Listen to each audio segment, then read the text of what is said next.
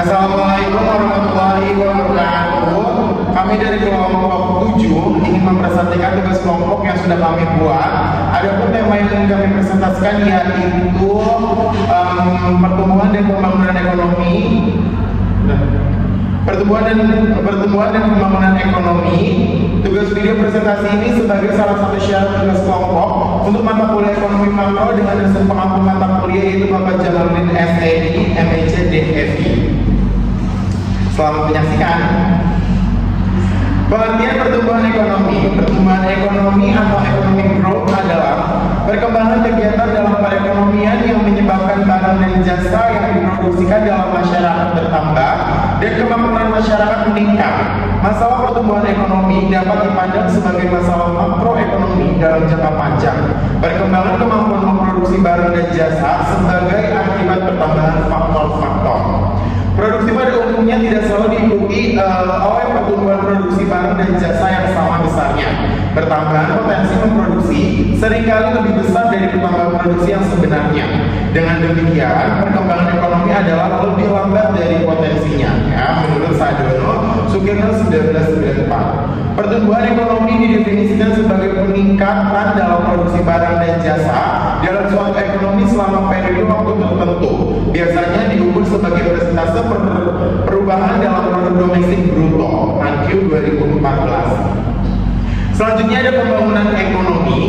Beberapa definisi tentang pembangunan ekonomi menurut H.F. Williamson menyatakan bahwa pembangunan ekonomi adalah suatu proses di mana suatu negara dapat menggunakan sumber-sumber produksinya sedemikian rupa sehingga dapat memperbesar produksi per kapita. Sedangkan menurut Simon Kuznets menyatakan bahwa economic underdevelopment antara lain ialah ketidakmampuan untuk menyediakan tingkat penghidupan yang layak bagi sebagian besar penduduk suatu negara dan sebagai akibatnya timbullah kemiskinan dan kemelaratan. Pembangunan ekonomi memiliki makna yang lebih luas dibandingkan dengan pertumbuhan ekonomi. Pembangunan ekonomi mencakup peningkatan kualitas hidup, pemerataan kesejahteraan dan keberlanjutan lingkungan. Todano dan Smith 2015. Selanjutnya ada perbedaan pertumbuhan ekonomi dan pembangunan ekonomi. Yang pertama, pertumbuhan ekonomi itu adalah peningkatan kapasitas produksi suatu negara dalam jangka waktu tertentu diukur dengan perubahan produk domestik bruto atau PDB real, yaitu nilai total barang dan jasa yang dihasilkan oleh suatu negara setelah dikurangi dengan inflasi. Fokus utamanya yaitu pertumbuhan ekonomi fokus pada peningkatan kuantitas output seperti produksi barang dan jasa. Selanjutnya indikator utamanya itu PDB, pertumbuhan PDB dan produktivitas. Contohnya, peningkatan produksi mobil, peningkatan jumlah transaksi di pasar saham, atau peningkatan pendapatan per kapita. Selanjutnya ada pembangunan ekonomi. Nah, yang pertama ini definisinya itu ada pembangunan ekonomi mengacu pada proses transformasi struktural dan sosial yang berkelanjutan yang bertujuan untuk meningkatkan kualitas hidup masyarakat secara menyeluruh. Nah, fokus utamanya itu dia pembangunan ekonomi fokus pada peningkatan kualitas hidup masyarakat, meliputi aspek ekonomi, sosial, dan lingkungan. Indikator utamanya adalah indeks pembangunan manusia atau IPM, tingkat kemiskinan, tingkat pengangguran, tingkat pendidikan, akses terhadap pelayanan kesehatan, dan kondisi lingkungan. Contohnya ada peningkatan akses terhadap pendidikan dan kesehatan, pengurangan kemiskinan dan kesenjangan, peningkatan kualitas lingkungan, dan penguatan tata kelola pemerintahan. Perbedaan utama yaitu adalah yang pertama itu tujuan. Pertumbuhan ekonomi berfokus pada peningkatan output ekonomi, sedangkan pembangunan ekonomi berfokus pada peningkatan kualitas hidup masyarakat secara menyeluruh. Indikatornya, pertumbuhan ekonomi diukur dengan indikator ekonomi seperti PDB, sedangkan pembangunan ekonomi diukur dengan indikator yang lebih komprehensif seperti IPM, tingkat kemiskinan, tingkat pendidikan, dan akses terhadap pelayanan kesehatan. Keadilan dan distribusi. Pertumbuhan ekonomi tidak selalu menjamin kesetaraan dan keadilan dalam distribusi hasil pertumbuhan. Pembangunan ekonomi di sisi lain menekankan pada distribusi hasil pertumbuhan yang merata dan adil. Yang terakhir adalah kelestarian. Pertumbuhan ekonomi yang tidak berkelanjutan dapat berdampak negatif pada lingkungan. Pembangunan ekonomi menekankan pada pertumbuhan yang berkelanjutan dan ramah lingkungan. Hubungan antara pertumbuhan ekonomi dan perkembangan ekonomi adalah meskipun berbeda, pertumbuhan ekonomi dan menyediakan sumber daya yang dibutuhkan untuk meningkatkan kualitas hidup masyarakat. Namun, pertumbuhan ekonomi saja tidak cukup untuk mencapai pembangunan ekonomi yang berkelanjutan.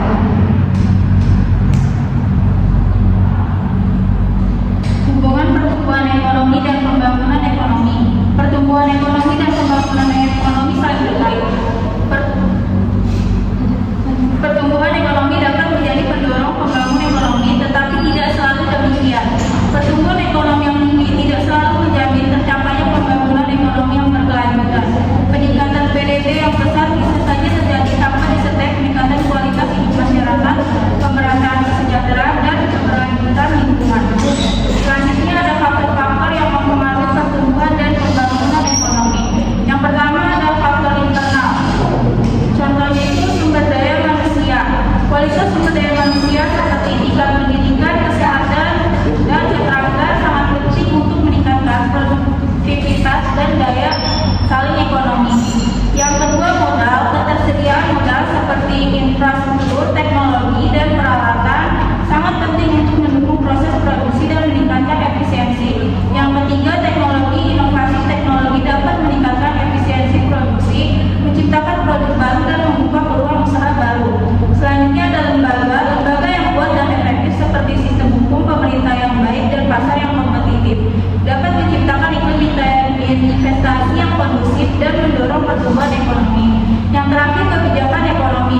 Kebijakan fiskal dan moneter yang tepat dapat mendorong investasi, konsumsi, dan pertumbuhan ekonomi. Selanjutnya ada faktor eksternal, yaitu yang pertama permintaan global. Permintaan global terhadap produk dan jasa suatu negara dapat mendorong pertumbuhan ekonomi. Yang kedua harga komoditas. Fluktuasi harga komoditas internasional dapat mempengaruhi pendapatan negara dan pertumbuhan ekonomi. Yang ketiga kondisi geopolitik. Ketegangan geopolitik dan konflik dapat mengganggu stabilitas ekonomi dan menghambat pertumbuhan ekonomi. Yang terakhir perubahan iklim. Perubahan iklim dapat berdampak negatif terhadap lingkungan dan ekonomi, seperti bencana alam dan kerusakan infrastruktur. Selanjutnya ada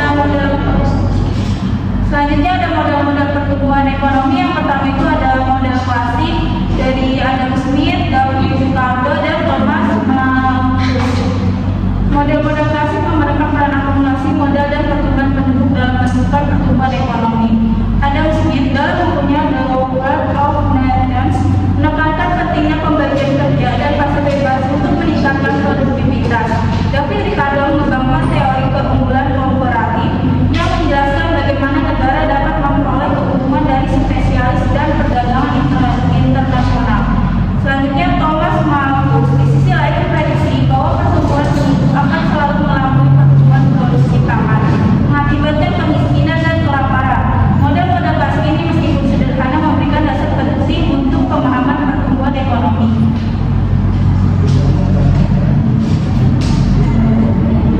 Selanjutnya yang kedua itu ada model neoplastik Solow Swan. Model Solow Swan dikembangkan secara independen oleh Robert Solow dan Trevor Swan pada tahun 1950-an. Merupakan model pertumbuhan ekonomi neoplastik yang paling berpengaruh. Model ini memperkenalkan peran teknologi sebagai faktor kunci dalam pertumbuhan ekonomi. Model ini menunjukkan bahwa pertumbuhan ekonomi jangka panjang didorong oleh kemajuan teknologi yang meningkatkan produktivitas faktor produksi, modal, dan tenaga kerja. Selanjutnya yaitu ada model endogen pertumbuhan Robert Lucas. Model-model endogen pertumbuhan dikembangkan oleh Paul Romer dan Robert Lucas pada tahun 1980-an dan 1990-an. Mengatasi keterbatasan model Solow Swan dengan menganggap kemajuan teknologi sebagai variabel endogen, artinya ditentukan oleh faktor-faktor dalam model itu sendiri. Selanjutnya yang keempat itu ada model pertumbuhan baru Aghion Howitt. Model pertumbuhan baru dikembangkan oleh Philip Aghion dan Peter Howitt, menekankan peran inovasi dan pengancuran kreatif dalam mendorong pertumbuhan ekonomi. Model ini menunjukkan bahwa inovasi terus-menerus menggantikan teknologi lama dengan teknologi baru yang lebih efisien.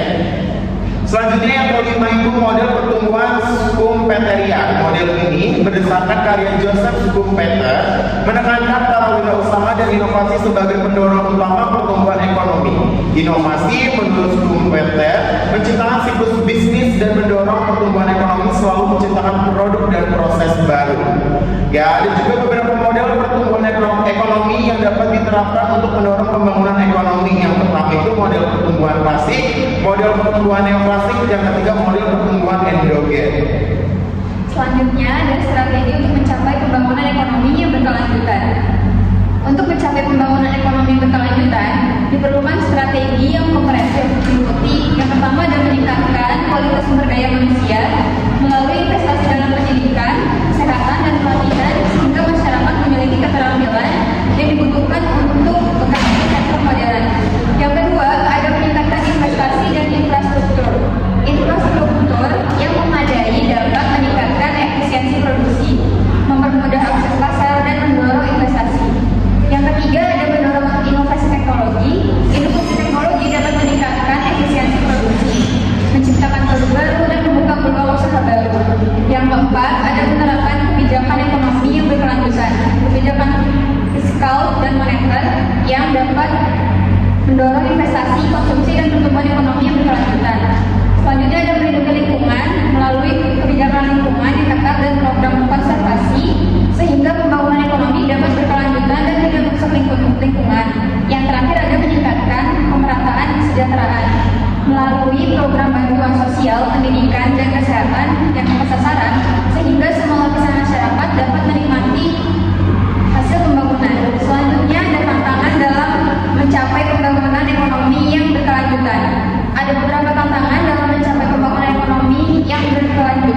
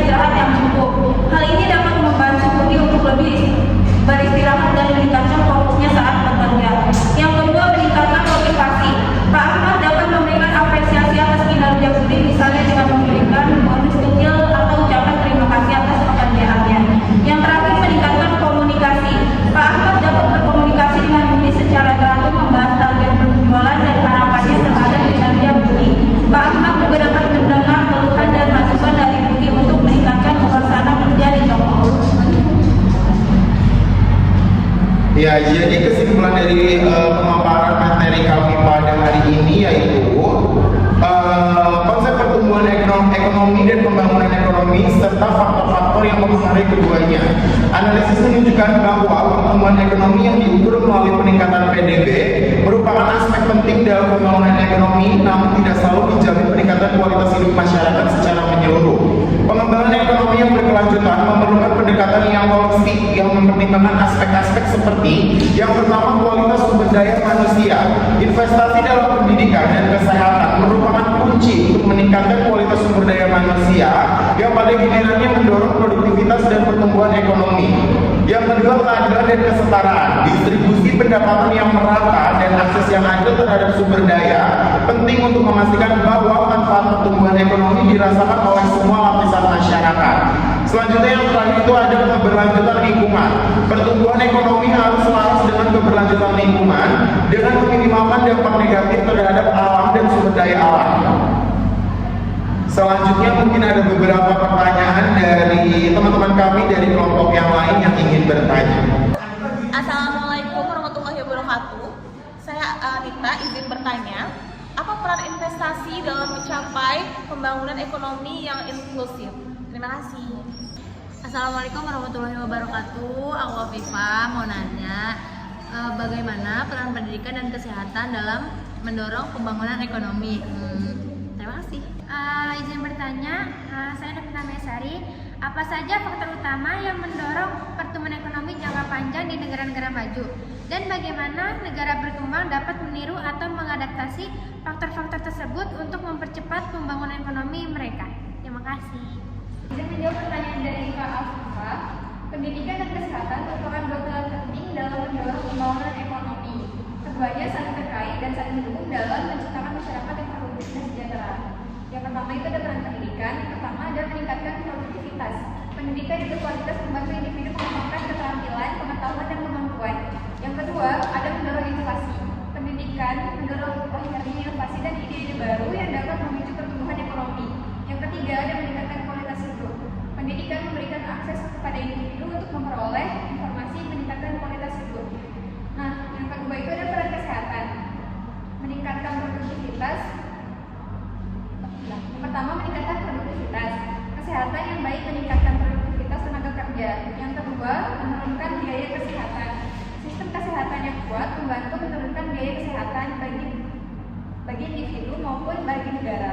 Yang ketiga ada meningkatkan daya saing. Tenaga kerja yang sehat dan produktif akan meningkatkan daya saing suatu negara di pasar global.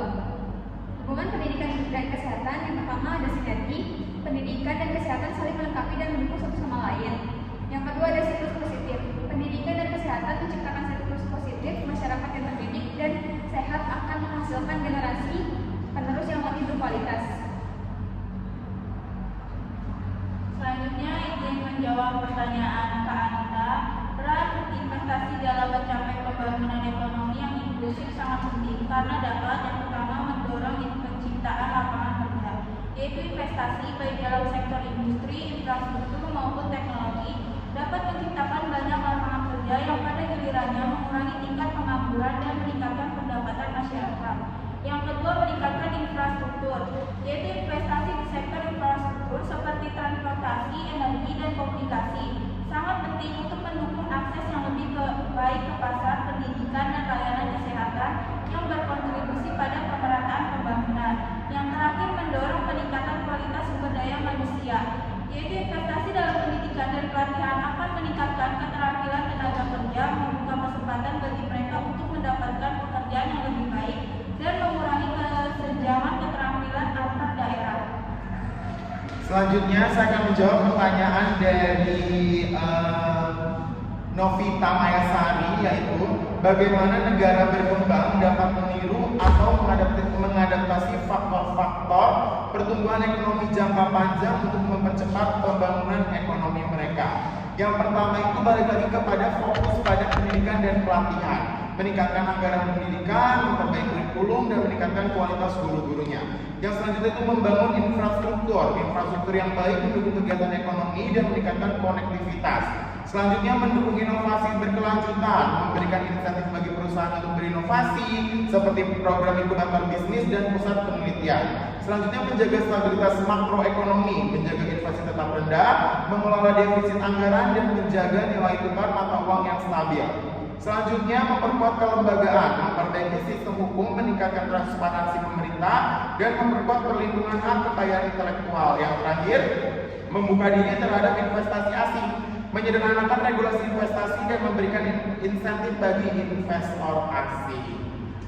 Baik, terima kasih. Sekian presentasi dari kelompok kami. Kurang lebihnya mohon maaf. Semoga bisa menjadi pembelajaran. Sekian, terima kasih. Assalamualaikum.